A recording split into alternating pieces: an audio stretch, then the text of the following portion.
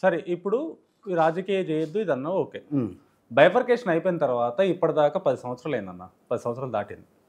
కానీ ఇప్పటిదాకా ఇచ్చిన డబ్బు ఇచ్చిరు అంతా ఆంధ్రప్రదేశ్కు అయిపోయింది. కానీ మొన్న రీసెంట్గా హైడ్రా అనే మాట తీసుకొచ్చి దీని వెనకాల నుంచి 2,400 కోట్లు 2,400 కోట్లు ఆంధ్రప్రదేశ్కు తరలించడం జరిగింది అఫీషియల్గా. ఎందుకు తరలిస్తారు ఆంధ్రప్రదేశ్కి? అఫీషియల్గా, అన్అఫీషియల్ కాదు. దేనికి తరలించారు? దేనికి? అఫీషియల్గా వాళ్ళకి ఇచ్చే ఫండ్ను ఇచ్చారని చెప్పేసి. ఎవరు ఇచ్చారు, ఎట్లా ఇచ్చారు? నాకేం కనపడలేదు కదా. కేంద్ర ప్రభుత్వం ఇచ్చే డబ్బులే లేదు. కేంద్ర ప్రభుత్వం కాదు అసలు మన దగ్గర ఇప్పుడు అట్లా కాదు. మన దగ్గర ఒక రూపాయి ఉన్నా సరే అది ప్రభుత్వ పథకాల సంక్షేమానికి ఎట్లా వాడాలని చెప్పి ముఖ్యమంత్రిగా ఆలోచన చేస్తాడు. ఇప్పుడు మనకేమన్నా మన విభజన చట్టంలో ఉన్న విధంగా ఆస్తులు పంపకాలు ఇప్పటిదాకా ఈ మీడియాకి రాలేదు, ఎక్కడ రాలేదు. నో అది చెప్పండి మీరు ఎట్లా చెప్పండి. నాకైతే ఇప్పుడు నాకు కూడా తెలియదు అఫీషియల్గా ఎట్లా వచ్చింది, ఎక్కడ వచ్చింది చెప్పండి. దేనికి? ఒకవేళ మనం ఏమైనా బాకీ ఉన్న వాళ్ళకి, లేకుంటే వాళ్ళు మనకి ఏమైనా బాకీ ఉన్నారా? ఒకవేళ చట్టపరంగా ఏమన్నా వాళ్ళకి మనకి ఏమన్నా విభజన చట్టంలో ఉన్నటువంటి ఆర్థికపరమైన లావాదేవీలు ఉంటే అట్లా జరిగిందేమో, నాకైతే తెలియదు. ఇప్పటిదాకా మీరు చెప్పిందా కూడా నాకు తెలియదు. కానీ చెప్పండి, ప్రజలకు కూడా తెలవాలి కదా ఎక్కడ జరిగింది, ఎట్లా జరిగింది. అఫీషియల్గా ఉన్న డబ్బుని వాళ్ళకి ఇచ్చే ఎట్లా ఎందుకు ఇస్తారు? ఇంకా వాళ్ళ దగ్గర నుంచి మనకు రావాల్సినవి ఉన్నాయి, మనమే వాళ్ళకి ఇచ్చేది. తెలంగాణ నుంచి ఇప్పుడు విద్యుత్ సంస్థలు కానివ్వండి, వీటికి సంబంధించిన అంశాలు కానివ్వండి, కొన్ని విభజన ఆస్తులు ఉమ్మడి రాష్ట్రంలో ఉన్నటువంటి ఆస్తుల విషయంలో కానీ ఆంధ్ర వాళ్ళకి కొంత వాటా ఉంది, మనకు కొంత వచ్చేది ఉంది. ఒకవేళ ఈ లావాదేవీలో ఏమన్నా ఇచ్చిపుచ్చుకోవడాలంటే రావచ్చు, తప్పేం లేదు. స్నేహపూర్వకం కదా, అక్రమం కాదు కదా. మీరే అంటున్నారు. ఒకవేళ నాకు తెలిసినంతవరకు ఏం జరగలేదు, ఒకవేళ మీరే అంటున్నారు అధికారికంగా అంటున్నారు. అధికారికంగా తప్పెట్లయితుంది? కానీ ఇక్కడ ఎప్పటికైనా ఇవ్వాలి కదా, ఎప్పటికైనా ఇవ్వాలి కదా. ఇచ్చేది బడ్జెట్ ఉంది, ఇక్కడ చేయలేదు. జీతభత్యాలు ఇవ్వడానికే డబ్బు లోటు. తప్పు. ఇప్పుడు జీతభత్యాలు ప్రభుత్వ ఉద్యోగులు మీరు అడగండి, ఉద్యోగ సంఘాలు ఉన్నాయి. ఇప్పుడు 2 నెలల నుంచి వస్తుంది. అంతకుముందుకైతే అంతకుముందు కూడా రేవంత్ రెడ్డి గారు ముఖ్యమంత్రి అయిన దగ్గర నుంచి కూడా దాదాపు 1 నెల 2 నెలల తర్వాత కానీ ఇప్పుడు దాదాపు 8 నెలలు 9 నెలల నుంచి కూడా దాదాపు వారికి అందుతూనే ఉన్నాయి సకాలని. అది కంటన్నా అప్పుల ఊబిలో కూరుకుపోయినటువంటి రాష్ట్రాన్ని కష్టపడి మళ్ళీ అభివృద్ధి బాటలు నడిపిస్తున్న గజీతగాడు రేవంత్ రెడ్డి. వాస్తవం ఎందుకు? ఎక్కడన్నా ఇప్పుడు అవినీతి చేస్తే ప్రభుత్వ సంక్షేమ పథకాలు చేయాలి. ఎక్కడన్నా వచ్చింది ఆ మాట? రైతు రుణమాఫీ కాలేదంటున్నారు తప్ప ఈ రుణమాఫీలో ఏమైనా అక్రమాలు జరుగుతున్నాయా? ఏమైనా కాంగ్రెస్ కార్యకర్తలు కాజేశారా అంటే అప్పుడు నేరం అవుతుంది, అవినీతి అవుతుంది. టైం పడుతుంది. ఎట్లా టైము? ప్రతి డైరెక్ట్ ఖాతాలో పోతున్నాయి. మధ్యవర్తి దగ్గర పంచేది కాంగ్రెస్ నాయకుడు ఇంకోడు పంచట్లే కదా. రైతు అకౌంట్ తీసుకుంటున్నాం, రైతు ఖాతాలో జమ అవుతాయి 2 లక్షల, 1,00,000, 1,50,000. ఇంకా మధ్యవర్తి ఎక్కడ ఉండి ఇందులో అవినీతి కావడానికి? కాబట్టి ప్రతిపక్షాలు కూడా కావాలని చెప్పి వాళ్ళ రాజకీయ అస్తిత్వం కోసం, ఉనికి కోసం విమర్శిస్తున్నాయి తప్ప నిజంగా వాళ్ళకి విమర్శించడానికి అంశాలే లేవు. నిరుద్యోగ సమస్య ఉన్నది. కేసీఆర్ నేను నిరుద్యోగ జేఏసీ పెట్టి కేసీఆర్ గారి పైన 10 ఏళ్ళు కొట్లాను. నిరుద్యోగ జేఏసీ మొదటి డిమాండ్ ఏంది? జాబ్ క్యాలెండర్ ఎప్పుడే వేస్తావు కేసీఆర్? జాబ్ క్యాలెండర్ అంటే దేనికి ఉపయోగం? అది ఒక నిరుద్యోగికి, సగటు నిరుద్యోగికి ఎట్లుంటుందంటే ఏ ఉద్యోగం ఎప్పుడు వస్తుందో, ఒకవేళ ఆ ఉద్యోగం పడినప్పుడు ఎట్లా ప్రిపేర్ కావాలి, ప్రణాళికబద్ధంగా ప్రిపేర్ కావాలంటే సిద్ధం కాలేడు. ఒక గందరగోళం అయోమయ పరిస్థితుల నుంచి తొలగించేదే జాబ్ క్యాలెండర్. కష్టమైనటువంటి ఫ్రేమ్లో తీసుకొచ్చి చట్టబద్ధం చేశారు. తొలి నోటిఫికేషన్ వచ్చింది, దాదాపు 1,280 ల్యాబ్ టెక్నీషియన్ జాబులు వచ్చినాయి. అదేవిధంగా 2,000 స్టాఫ్ నర్సులు జాబులు వచ్చినాయి. రేపు డిఎస్సి మళ్ళీ డిఎస్సి 13,000 ఉద్యోగాలు రాబోతున్నాయి. ఒకటే ఇస్తున్నారు మరి మిగతా గవర్నమెంట్ అన్ని ఉద్యోగాలు. గ్రూప్ 1 ఉంటాయి. జాబ్ క్యాలెండర్ అంటే మనం మొన్న దాంట్లో పెట్టిన విధంగా అక్టోబర్లో మళ్ళీ గ్రూప్ 1 ఉంటుంది. గ్రూప్ 1 మెయిన్స్ ఉంది, ఎప్పటిదో మళ్ళీ గ్రూప్ 1 ఉంటుంది, ప్రిలిమ్స్ ఉంటుంది, మెయిన్స్ ఉంటుంది, మళ్ళీ గ్రూప్ 2 ఉంటుంది, డిఎస్సి ఉంటుంది, పోలీస్ కానిస్టేబుల్ ఎస్ఐ ఉద్యోగాలు ఉంటాయి. ఇంకో గుర్తుపెట్టుకోండి, ఇప్పటి వరకు రేవంత్ రెడ్డి గారి యొక్క ప్రభుత్వం యొక్క గొప్పతనం ఏంటంటే కేసీఆర్ గారు నోటిఫికేషన్లు ఇచ్చి కూడా 38,000 ఉద్యోగాలను భర్తీ చేయలేకపోయింది. ఆయన 2-3 ఏళ్ళు అయినా సరే భర్తీ చేసుకోలేకపోయింది. ఎందుకు? ఆయనకి ఇష్టం లేదు ప్రభుత్వ ఉద్యోగాలు భర్తీ చేయటం. నిరుద్యోగులకు ఉద్యోగాలు రావటం ఇష్టం లేదు. ఎందుకంటే నిరుద్యోగులు అంటే ఎక్కడో ఆయనకు కసి ఉన్నది. కాబట్టి ఒక సుప్రీంకోర్టు ఇచ్చినటువంటి తీర్పుల ప్రకారం ఆ నోటిఫికేషన్ ఇవ్వలేదు. కాబట్టి హారిజాంటల్ రిజర్వేషన్ ప్రకారం అంటే ఎస్సీ మహిళలకు ఇంత రిజర్వేషన్, వికలాంగులకు, దివ్యాంగులకు ఇంత రిజర్వేషన్ అని సుప్రీంకోర్టు చెప్పింది. సుప్రీంకోర్టు చెప్పినా సరే నోటిఫికేషన్లో మెన్షన్ చేయకుండా నోటిఫికేషన్లు ఇస్తే ఎవడన్నా కోర్టుకు పోతే భర్తీ చేసినప్పుడు మా కోటా ఏంది, మహిళల కోటా ఏంది, దివ్యాంగుల కోటా ఏందని పోతే మళ్ళీ రద్దు చేయాల్సి వస్తుంది కదా. కాబట్టి కేసీఆర్ గారు ఆ విధంగా నిర్లక్ష్యంగా వ్యవహరించిండు. రేవంత్ రెడ్డి గారు రాంగలోనే ఈ ఉద్యోగాలు ఎట్లయినా భర్తీ కావాలని చెప్పి జీవో నెంబర్ 3 చేసిండు.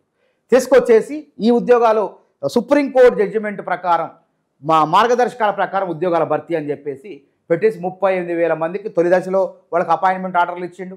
నిన్న కూడా అసిస్టెంట్ ఇంజనీర్ ఉద్యోగాలు ఎంతమందికి 1,300 మందికి ఇవ్వడం జరిగింది. మొత్తం 60,000 మందికి ప్రభుత్వ ఉద్యోగాలు ఇచ్చిండు రేవంత్ రెడ్డి గారు. సరేనా, ఉద్యోగాలు ఇచ్చిండు, ఇది బాగానే ఉంది.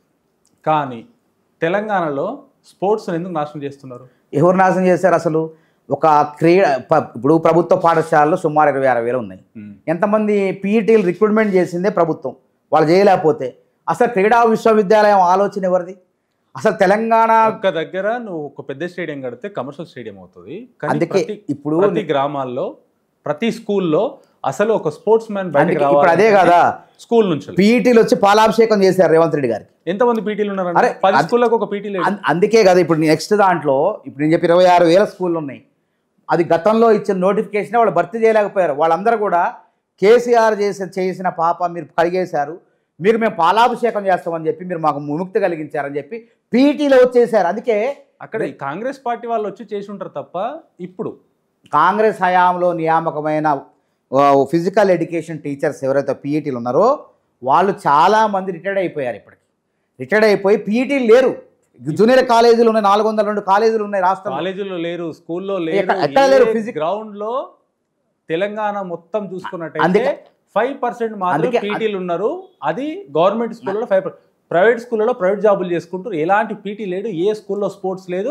ఇప్పుడు ఏ గ్రామంలోకి మీరు గవర్నమెంట్ స్కూల్కి వెళ్ళినా ఒక పీటీ ఉన్నాడా, ఒక పిల్లని తీసుకొచ్చి మీరు ఏ స్పోర్ట్స్ అవుతాడు అంటే క్రికెట్ ఆడుకుంటాం, ఇది ఆడుకుంటాం. పీటీ అంటే మా టీచర్లు ఆడుకుంటాం. మేము చిన్నప్పుడు మేము చదువుకున్న స్కూల్లో పీటీ సార్ ఉండేవాడు. పీటీ సార్ అంటే ఒక క్రమశిక్షణ, పిల్లగాళ్ళకు మానసిక ఉల్లాసాన్ని క్రీడలు ఆడిపించేది, మంచి ఆటలు ఖోఖో కబడ్డీ అన్ని ఆటలు ఆడిపించేది. మేము ఆడుకున్నాం. కానీ ఈరోజు ఎక్కడ లేదు. అదే కదా, అందుకే ఆ క్రీడా స్ఫూర్తి కొరవడిందనే పాఠశాలల్లో పిల్లలకు మానసిక ఉల్లాసానికి తోడ్పడే, దేహదారుడ్యానికి తోడ్పడే క్రీడలు లేవనే రేవంత్ రెడ్డి గారు క్రీడల్ని ప్రోత్సహించాలని చెప్పి క్రీడా విశ్వవిద్యాలయాన్ని ఏర్పాటు చేశారు. రాష్ట్రంలో ఉన్న మైదానాలన్నింటినీ కూడా ఈ ఏవైతే క్రీడా విశ్వవిద్యాలయం ఉందో, స్పోర్ట్స్ యూనివర్సిటీ ఉందో, యంగ్ ఇండియా స్పోర్ట్స్ యూనివర్సిటీ పరిధిలో తీసుకొచ్చారు.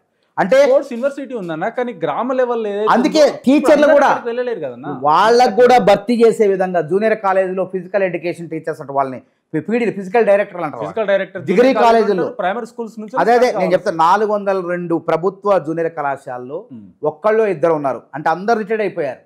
ఇప్పుడు రేవంత్ రెడ్డి ప్రభుత్వం ఆలోచన చేసింది ఏంటంటే పిల్లలకు, విద్యార్థులకు క్రీడా విద్య కూడా అవసరం. మానసిక ఉల్లాసానికి, దేహదారుడ్యానికి, మన దేశ గౌరవాన్ని, మన రాష్ట్ర గౌరవాన్ని ప్రపంచ స్థాయికి తీసుకుపోయే విధంగా క్రీడలు తోడ్పడతాయని చెప్పి రేవంత్ రెడ్డి గారు గుర్తించారు. ఏ రాష్ట్రంలో జరగలే. అందుకే మన ఒలింపిక్స్తో జరిగితే భారతదేశానికి ఏమి రావాయి అంటే ఆ ప్రోత్సాహం లేదు. నేను ఇస్తా 100 ఎకరాలు కేటాయిస్తా క్రీడా విశ్వవిద్యాలయానికి. ఒక్క దగ్గర కేటాయిస్తే నీ గ్రామ లెవెల్. అందుకే నేను గ్రామ లెవెల్ అంటే స్కూళ్ళల్లో టీచర్ల పీఈటీల నియామకం జరుగుతుంది. ఎప్పుడు రేపు డిఎస్సి ఉంది కదా, జాబ్ నోటిఫికేషన్లు. అందులో ఇప్పుడు హైదరాబాద్లో గ్రౌండ్స్ ఉన్నాయన్న. మనం హైదరాబాద్లో ఉన్నాం, హైదరాబాద్ గురించి మాట్లాడదాం. హైదరాబాద్లో గ్రౌండ్స్ ఉన్నాయి, జిహెచ్ఎంసీ గ్రౌండ్స్ ఉన్నాయి. ఎన్ని గ్రౌండ్స్లలో కోచ్లు ఉన్నారు, ఎంతమందికి పార్ట్ టైం జాబ్లు ఉన్నాయి, ఎంతమంది కోచ్లు ఉన్నారు? జిహెచ్ఎంసీ సర్కిల్లోనే యాజ్ ఏ ఒక నేషనల్ ప్లేయర్గా, నేషనల్ కోచ్గా నేనే అడుగుతున్నా. చెప్పండి. అందుకే గతంలో నిర్లక్ష్యం జరుగుతుంది. ఇప్పుడు వాటిని గుర్తిస్తున్నారు. రేవంత్ రెడ్డి గారి కంటే ఆయన ఒక కళాకారుడే కాదు, ఒక మంచి ఆర్టిస్ట్. ఆయన ఫుట్బాల్ క్రీడ అంటే ఆయనకు బాగా ఇష్టం. ఆయన ఆడతారు, ఫుట్బాల్ క్రీడాకారుడు. అందుకే ఆయనకు ఆ మనస్సు, ఆలోచన ఉండబట్టే తెలంగాణలో క్రీడా స్ఫూర్తి ఉండాలి. గ్రామ స్థాయిలో పీఈటీలు ఉండాలి బళ్ళలో. అదేవిధంగా రాష్ట్ర స్థాయిలో ఒక విశ్వవిద్యాలయం ఉండాలి. ఈ క్రీడల ద్వారా తెలంగాణకి, భారతదేశానికి మంచి పతాకాలు తేవాలని చెప్పేసి దీనికి 100 ఎకరాలతో పాటు బడ్జెట్ కేటాయించి రాష్ట్రం, నేను చెప్పింది కదా, హైదరాబాద్ మైదానమే కాదు, రాష్ట్రంలో ఉన్నటువంటి మైదానాలను కూడా యూనివర్సిటీ పరిధిలో తీసుకొస్తున్నారు. అంటే ఒక వ్యవస్థను, ఒక నిర్మాణాత్మకమైనటువంటి క్రీడా స్ఫూర్తిని తీసుకురాబోతున్నారు. మీరే తర్వాత అభినందిస్తారు.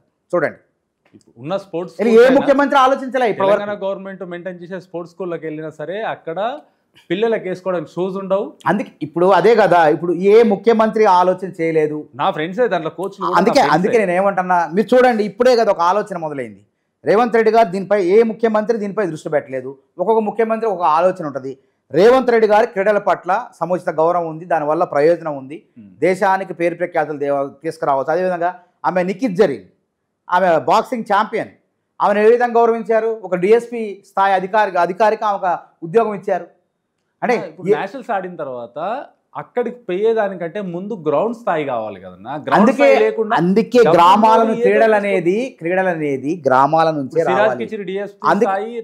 అందుకే ఆమె స్వతహాగా ఎదిగింది, అమ్మాయి స్వతహాగా ఎదిగింది. నిఖితా జరిగిన అమ్మాయి ఒక కోచ్ అదే పట్టుకొని అక్కడ కోచ్ని గౌరవించింది ప్రభుత్వం, ఆయనకు ఆర్థిక సాయం చేసింది, ఈ నిఖితా జరీన్ చేసింది, గౌరవించడమే కాకుండా ఉద్యోగం ఇచ్చింది, ఉన్నతమైనటువంటి పోలీస్ అధికారిని చేసింది ప్రభుత్వం. అందుకే ఆమెతో కాకూడదు అది. ఆ విధంగా నిఖితా జరీన్ చూసుకొని 10 మంది గ్రామాల నుంచి ప్రపంచ ప్రఖ్యాతిగాంచిన క్రీడాకారులు తయారు కావాలని చెప్పి రేవంత్ రెడ్డి గారు కలగంటం కాదు, ఆయన ఆచరణలో చూపిస్తాడు. అది ఏదో అంటం కాదు, మాటలంటం కాదు, చేతల్లో చూపిస్తున్నారు.